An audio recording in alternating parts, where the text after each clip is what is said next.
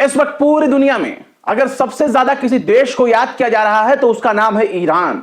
और ईरान को इसलिए याद किया जा रहा है क्योंकि ईरान की हमले की धमकी कभी भी मुमकिन हो सकती है।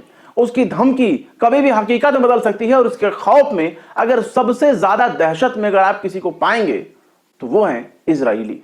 यूं तो ईरान का खौफ पूरे मिडिल ईस्ट में नजर आ रहा है, लेकिन सबसे ज्यादा अगर कोई थर थर कांप रहा है तो वो है इजराइल और इजराइल के लोग। इजराइल के वो नागरिक जो लोगों की लाशें देखकर, फलस्तीनियों की लाशें देखकर तालियां पीटते हैं, जो फलस्तीनियों के जिस्म के अज़ा देख करके खुशी मनाते हैं, जश्न मनाते हैं, जो फलस्तीनियों के घर, मकान और जमीनों पर कब्जा करने की मुहिम चलाते हैं, वो इस वक्त इजराइल छोड़कर भागने की फिराक में हैं। और इस हद तक भागने की फिराक में हैं कि ऐसा लग रहा है मानो एयरपोर्ट पर भगदड़ मच गई है।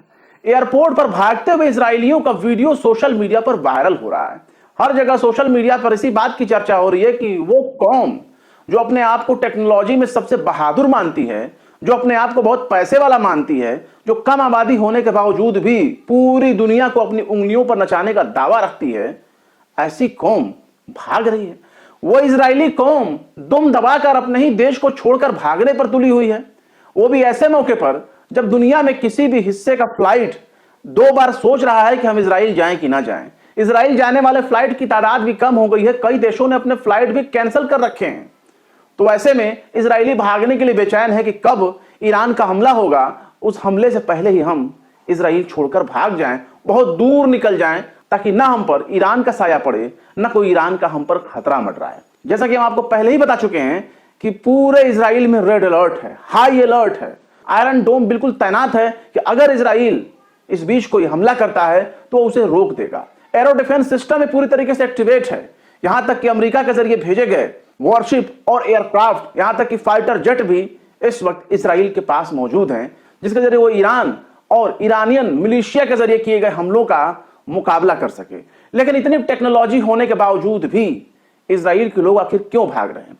वो भी ऐसे दौर में जब खुद इजरायली मीडिया इस बारे में लिख रही है, जब खुद भारतीय मीडिया इस बारे में लिख रही है, जब समाचार एजेंसियों के बड़े बड़े नाम इस बारे में लिख रहे हैं कि इजराइल जाना इस वक्त खतरे से खाली नहीं है। वहीं दूसरी तरफ हमास के चीफ इस्माइल हानिया के तेहरान में कत्ल किए जाने के बाद एक बड़ा ऑपरेशन ईरान ने किया है।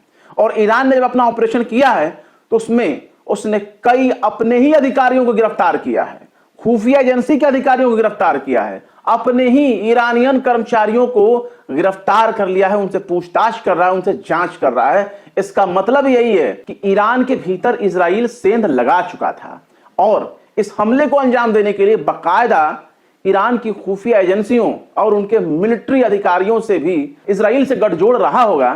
तभी तो इस्माइल हानिया को मारना इतना आसान हो गया, वरना इतनी आसानी से राजधानी तेहरान में बंद कमरे में जाकर किसी का कत्ल करना मुमकिन नहीं होता।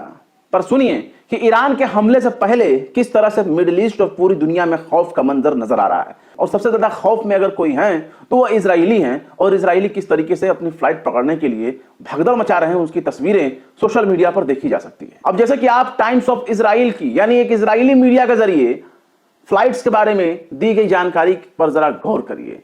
टाइम्स ऑफ इजराइल लिखता है कि ईरान और उसके सहयोगियों द्वारा संभावित हमले की आशंका के चलते इजराइल ने कई एयरलाइंस कंपनियों की उड़ान रद्द कर दी है। हारेट्स कहता है कि इलाके में तनाव और बढ़ती कीमतों की वजह से ये एयरलाइंस इजराइल के लिए उड़ानें कम कर रही हैं। अगर भारतीय मीडिया की बात की जाए, इंडिया टुडे लिखता है इजराइल और ईरान तनाव के बीच एयर इंडिया ने 8 अगस्त तक तेल अवीव के लिए उड़ानें स्थगित की। मतलब हमारे मोदी जी को तो कम से कम ऐसा नहीं करना चाहिए था। बाकी देशों का तो पता नहीं, लेकिन हमारे देश में मोदी जी, जिनके इतने प्यारे प्यारे फॉलोअर्स हैं, जो दिन रात I am stand with Israel, I am stand with Israel, I am stand with Israel with फूफा नेतन्याहू का नारा लगाते रहते हैं, उनके देश को आखिर ऐसा नहीं करना चाहिए था। यानी हमारे मोदी जी को तो फिलहाल तेल अवीव की अपनी सर्विसेज को नहीं बंद करना चाहिए था, लेकिन 8 अगस्त तक उनको बंद करने के लिए मजबूर होना पड़ा। वहीं दिन भर अमेरिका और इजराइल के नाम का गाना गाने वाला टाइम्स ऑफ इंडिया ग्रुप का नवभारत टाइम्स लिखता है कि इजराइल के लिए भारत ने की फ्लाइट कैंसिल, 8 अगस्त तक नहीं आएगा कोई, लेकिन अब कैसे होगा टिकट रिफंड। यानी इस टिकट रिफंड की ही चिंता सताई जा रही है। ये नहीं सोच रहा है कि कितने ही दिलों पर कहर चल गया होगा कि आखिर कैसे भारतीय मीडिया ने भी ये लिख दिया कि भाई फ्लाइट कैंसिल हो गई, वहां सर्विस बंद हो गई। वहीं दुनिया का जाना माना समाचार एजेंसी रॉयटर्स क्या लिखता है उस पर भी गौर करिए।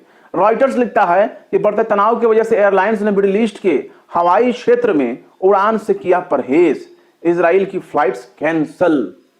मतलब सब कोई खौफ में है कि भाई ईरान का हमला भले ही कोई असर ना करे, भले ही अमेरिका, इजराइल, ब्रिटेन, फ्रांस सब मिलकर के ईरान के हमले को कमजोर कर दें, भले ही मिस्र और जॉर्डन मिलकर के ईरान के हमले को कमजोर कर दें, लेकिन दुनिया को यकीन नहीं है कि इन सब के इकट्ठे होकर ईरान का मुकाबला करने के बावजूद भी ईरान के हमले को कमजोर किया जा सकता है। तभी तो धड़ाधड़ फ्लाइट्स कैंसिल और एयरपोर्ट पर देश छोड़कर, इजराइल छोड़कर भागने वाले इजरायलियों की होड़ लगी है। वहीं अमेरिकी अखबार न्यूयॉर्क टाइम्स ने भी दावा किया है कि अपनी राजधानी तेहरान में ईरान ने हमास नेता इस्माइल हानिया के कत्ल के जवाब में 2 दर्जन से ज्यादा लोगों को गिरफ्तार किया है, जिसमें ईरान के बड़े खुफिया अधिकारियों को भी गिरफ्तार किए जाने का दावा किया गया है। और इसमें यह भी बताया गया है कि गिरफ्तार किए गए लोगों में मिलिट्री के अधिकारी और राजधानी तेहरान में मिलिट्री के निगरानी वाले गेस्ट हाउस के कर्मचारियों को भी गिरफ्तार किया गया है और उनसे जांच पड़ताल, पूछताछ की जा रही है। मतलब ईरान इस मामले को अपनी अस्मिता से जोड़कर देख रहा है, अपने इज्जतो वकार से जोड़ के देख रहा है, और इसके लिए वो किसी पर भी हाथ डालने से गुरेज नहीं कर रहा। यहां तक कि उसके अपने मिलिट्री के ऑफिशियल, इंटेलिजेंस के अधिकारी और कई सैन्य कर्मचारी भी शामिल हैं जिनको गिरफ्तार करके पूछताछ कर रहा है, जांच पड़ताल कर रहा है। इसके अलावा द टेलीग्राफ ने भी एक बहुत बड़ा दावा कर दिया और यह दावा किया है कि मई महीने में जब उस वक्त राष्ट्रपति इब्राहिमी रईसी का हेलीकॉप्टर हादसे में मौत हुआ था, उस वक्त उनके फौत होने के दौरान जब इस्माइल हानिया तेहरान पहुंचे थे तो उस दौरान जिस कमरे में वो ठहरे थे उसी कमरे में अक्सर वो कई बार अपने तेहरान दौरे पर जाया करते थे और उसी कमरे में ईरान में मौजूद मोसाद के एजेंटों ने बम प्लांट कर दिया था कि जब भी कभी इस्माइल हानिया दोबारा ईरान आएंगे और इत्तेफाक से वापस उसी कमरे में जाएंगे तो उनको हलाक कर दिया जाएगा बहुत आसानी से। लेकिन इन सब के इतर, द टेलीग्राफ के दावे से भी इतर, ईरान ने जो अपनी जांच की है उसमें यह बताया है कि इस्माइल हानिया का कत्ल बहुत ही कम रेंज के मिसाइल से किया गया है, यानी जिसे आप कह सकते हैं कि शॉर्ट रेंज के रॉकेट लॉन्चर से किया गया है, ऐसा IRGC कह रहा है। लेकिन ईरान के भीतर यह कोई छोटी मोटी वारदात पहली बार नहीं हुई है। इससे पहले ईरान के परमाणु कार्यक्रम देखने वाले वैज्ञानिक की भी कत्ल कर दिया गया। मोहसिन फखरीजादे उनका नाम था और साल 2020 में उनका कत्ल कर दिया गया। बहुत ही लॉन्ग रेंज के स्नाइपर के जरिए किया गया और जिस टेक्निक के जरिए किया गया उसी वक्त कहा गया कि वो AI टेक्निक के जरिए ही किया गया, क्योंकि उसी कार में, उसी सीट के बगल में दूसरे लोग बैठे थे, उनको एक खराश भी नहीं आई और सीधे मोहसिन फखरीजादा का कत्ल कर दिया गया और वो भी AI टेक्निक के जरिए ही।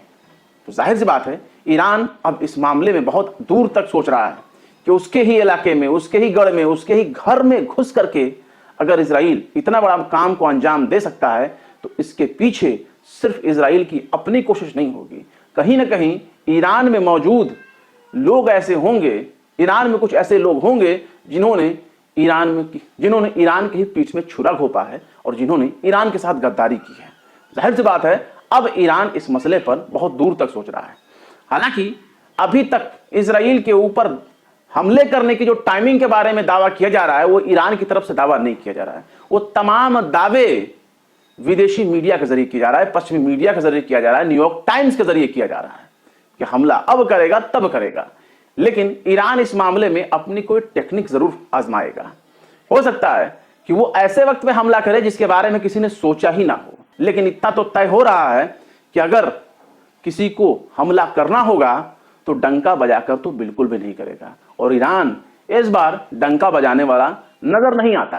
फिलहाल क्या कहेंगे इस खबर के बारे में कमेंट बॉक्स में जरूर बताएं। फिर मिलते हैं किसी और वीडियो में एक नई खबर के साथ। शम्स तबरेज को दीजिए इजाजत।